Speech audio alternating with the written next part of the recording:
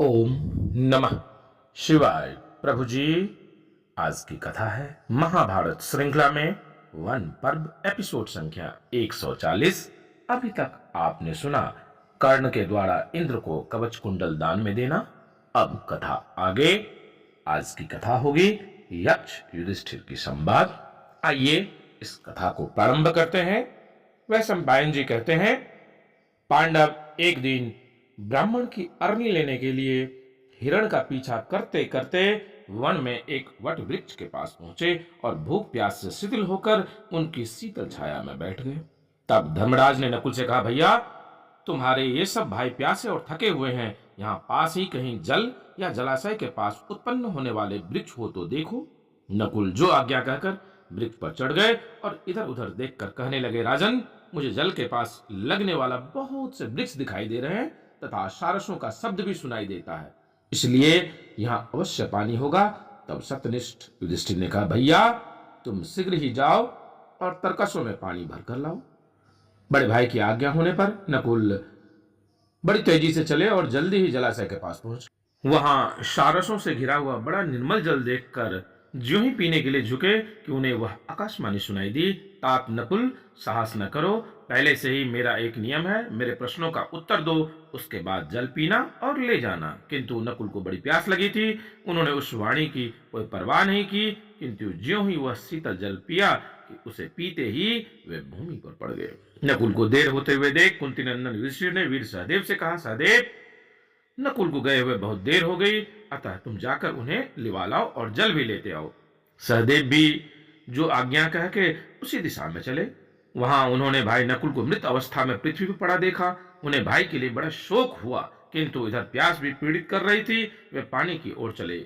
इसी समय आकाशवाणी हुई, तात सहदेव साहस न करो, पहले से ही मेरा एक नियम है, मेरे प्रश्नों का उत्तर दो, उसके बाद जल पीना और ले जाना। सहदेव को बड़ी जोर की प्यास लगी थी, उन्होंने उस वाणी का कोई परवाह नहीं की, किंतु ज्यों ही उन्होंने वह शीतल जल पिया, उसे पीते ही भूमि पर गिर पड़े।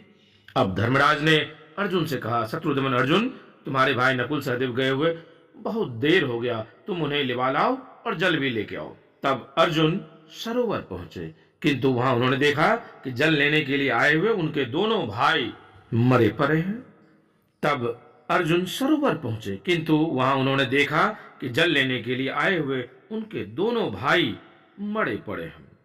तब उन्हें बड़ा दुख हुआ और वे धनुष चढ़ाकर उस वन में सब ओर देखने लगे, परंतु उन्हें वहां कोई भी प्राणी दिखाई नहीं दिया। तब प्यास से शिथिल होने के कारण वे जल की ओर बढ़े। इसी समय उन्हें यह आकाशवाणी सुनाई दी, कुंती नंदन तुम पानी की ओर क्यों जाते हो? तुम जबरदस्ती यह पानी नहीं पी सकोगे। यदि तुम मेरे पूछे हुए प्रश्नों का उत्तर दे दोगे तो ही जल पी सकोगे और ले भी जा सकोगे। इस प्रकार रोके जाने पर अर्जुन ने कहा, जरा प्रकट होकर रोको। तब यक्ष ने कहा, अर्जुन तुम मेरे प्रश्नों का उत्तर देकर ही जल पी सकते हो, यदि बिना उत्तर दिए पियोगे तो पीते ही मर जाओगे। यक्ष के ऐसा कहने पर सब्यसाची अर्जुन ने उनकी कोई परवाह नहीं की और जल पीते ही गिर पड़े। अब कुंती नंदन युधिष्ठिर ने भीमसेन से कहा, हे भरत नंदन, नकुल सहदेव और अर्जुन जल लेने के लिए बड़ी देर गए हुए हैं, अभी तक नहीं लौटे, तुम उन्हें लिवा लाओ और जल भी ले आओ। भीमसेन बहुत अच्छा ऐसा कहकर उस स्थान पर आए जहां उन सब भाइयों को मरा हुआ देखा। उन्हें देखकर भीम को बड़ा ही दुख हुआ। इधर प्यास भी उन्हें बेतरह सता रही थी। उन्होंने समझा यह काम यक्ष राक्षसों का है और आज मुझे उनसे अवश्य युद्ध करना पड़ेगा, इसलिए पहले पानी पी लूं। यह सोचकर वह प्यासे व्याकुल होकर जल की ओर चले। इतने ही में यक्ष बोल उठा, भैया भीमसेन साहस न करो, पहले से ही मेरा एक नियम है और मेरे प्रश्नों का उत्तर देकर ही तुम जल पी सकते हो और ले भी जा सकते हो। अतुलित तेजस्वी यक्ष के ऐसा कहने पर भी भीम ने उनके प्रश्नों का उत्तर दिए बिना ही जल पिया और पीते ही वो भी भूमि पर गिर गए। इधर महाराज युधिष्ठिर भीम को बहुत विलंब हुआ देखकर बड़ी चिंतित हुए। उनका चित्त शोक संतप्त हो और वे स्वयं ही जाने को खड़े हो गए। जलाशय के तट पर पहुंचकर उन्होंने देखा कि उनके चारों भाई मरे पड़े हुए हैं। शोक समुद्र में डूबकर वे सोचने लगे, इन वीरों को किसने मारा? जिसने मेरे भाइयों को मारा है मैं समझता हूं वो कोई महान प्राणी होगा। अच्छा, पहले मैं एकाग्रता पूर्वक इसके कारण का विचार करूं, अथवा जल पीने पर मुझे स्वयं ही इसका पता लग जाएगा। ऐसा न हो कि हम लोगों से छिपे छिपे कूट बुद्धि शकुनी के द्वारा दुर्योधन ने यह विषैला सरोवर बनवा दिया हो, किंतु इसका जल विषैला भी नहीं जान पड़ता, क्योंकि मर जाने पर भी मेरे इन भाइयों के शरीर में कोई विकार नहीं जान पड़ता, तथा इसके चेहरे का रंग भी खिला हुआ है।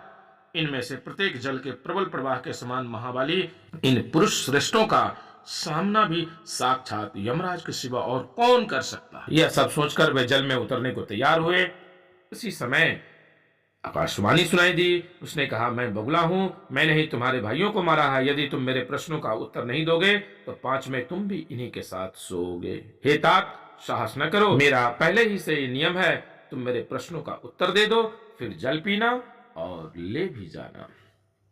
यक्ष ने कहा, मैं यक्ष हूं, तुम्हारे यह महान तेजस्वी भाई मैंने ही मारे हैं। यक्ष की अमंगलकारी कठोर वाणी सुनकर राजा युधिष्ठिर उसके पास जाकर खड़े हो गए। उन्होंने देखा कि एक विकट नेत्रों वाला विशाल का यक्ष वृक्ष के ऊपर बैठा हुआ है। वही अपनी गंभीर नादमयी वाणी से उन्हें ललकार रहा है। फिर वह युधिष्ठिर से कहने लगा, राजन, तुम्हारे इस भाइयों को मैंने बार बार रोका था, फिर भी इन्होंने मूर्खता से जल ले जाने की चाहा, इसी से मैंने इन्हें मार डाला। यदि तुम अपने प्राण बचाना चाहते हो तो यहाँ जल नहीं पीना चाहिए। यह स्थान पहले ही से मेरा है। मेरा यह नियम है कि पहले मेरे प्रश्नों का उत्तर दो, उसके बाद ही जल पीना और ले जाना। युधिष्ठिर ने कहा, मैं आपके अधिकार की चीजों को ले जाना नहीं चाहता। आप मुझे प्रश्न कीजिए, मैं अपनी बुद्धि के अनुसार उनके उत्तर दूंगा। यक्ष ने पूछा, सूर्य को कौन उदित करता है? उसके चारों ओर कौन चलते हैं? उसे अस्त कौन करता है और वह किसमें प्रतिष्ठित है? तब युधिष्ठिर बोले, ब्रह्मा सूर्य को उदित करता है, देवता उनके चारों ओर चलते हैं, धर्म उसे अस्त करता है और वह सत्य में प्रतिष्ठित है। इस प्रकार यक्ष और युधिष्ठिर में प्रश्न उत्तर का सिलसिला चलता ही रहा। यक्ष ने कहा, तुमने मेरे सभी प्रश्नों का ठीक ठीक उत्तर दे दिया, इसीलिए अपने भाइयों में से जिस किसी को तुम चाहो वही जीवित हो सकता है। युधिष्ठिर बोले, यह तो महाबाहु नकुल है, वही जीवित हो जाए। यक्ष ने कहा, राजन, जिसमें 10,000 हाथियों के समान बल है, उस भीम को छोड़कर तुम नकुल को क्यों जिलाना चाहते हो? तथा जिसके बाहुबल से सभी पांडवों को पूरा भरोसा है, उस अर्जुन को भी छोड़कर तुमने नकुल को ही क्यों चुना? युधिष्ठिर ने कहा, यदि धर्म का नाश किया जाए तो वह नष्ट हुआ धर्म ही कर्ता को भी नष्ट कर देता है। मेरे पिता की कुंती और माद्री 2 भार्याएं थी, वे दोनों ही पुत्रवती बनी रहे, ऐसा मेरा विचार है। मेरे लिए जैसे कुंती मां है वैसे ही माद्री है। मैं दोनों माताओं के प्रति समान भाव ही रखना चाहता हूं, इसलिए नकुल ही जीवित हो। यक्ष ने कहा, भरतश्रेष्ठ, तुमने अर्थ और काम से भी समता का विशेष आदर किया है, इसलिए तुम्हारे सभी भाई जीवित हो जाएं। वैशंपायन जी कहते हैं, राजन, तब यक्ष के कहते ही सब पांडव खड़े हो गए तथा एक क्षण में ही उनकी सब भूख प्यास मिट गई। युधिष्ठिर ने पूछा, भगवान, आप कौन देव श्रेष्ठ हैं? आप यक्ष ही हैं या आप कोई सुहृदय हैं अथवा मेरे पिता हैं? यक्ष ने कहा, भरतश्रेष्ठ, मैं तुम्हारा पिता धर्मराज हूं, तुम्हें देखने के लिए ही यहां आया हूं।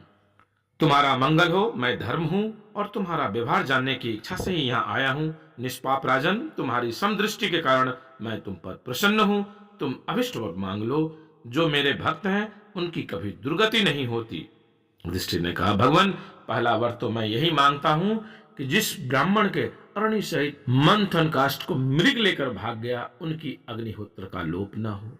हम 12 वर्ष तक वन में रहे, अब 13वां वर्ष आ गया है, अतः ऐसा वर दीजिए कि इसमें हमें कोई पहचान न सके। यह सुनकर भगवान धर्म ने कहा, मैंने तुम्हें यह वर दिया, यद्यपि तुम पृथ्वी पर अपने इसी रूप से विचरोगे तो भी तुम्हें कोई पहचान नहीं सकेगा। वैशंपायन जी कहते हैं, ऐसा कहकर भगवान धर्म अंतर ध्यान हो गए तथा सब पांडव साथ साथ आश्रम में लौट आए। वहां आकर उन्होंने उस तपस्वी ब्राह्मण को उनकी अरणी दे दी। जो लोग इस श्रेष्ठ आख्यान को ध्यान में रखेंगे, उनके मन की अधर्म में, सुहृदि द्रोह में, दूसरों का धन हरने में, परस्त्री गमन में अथवा कृपणता में कभी प्रवृत्ति नहीं होगी। वैशंपायन जी कहते हैं, राजन, धर्मराज की आज्ञा पाकर सत्य पराक्रमी पांडव लोग अज्ञात रहने के लिए 13वें वर्ष में गुप्त रूप से रह रहे थे।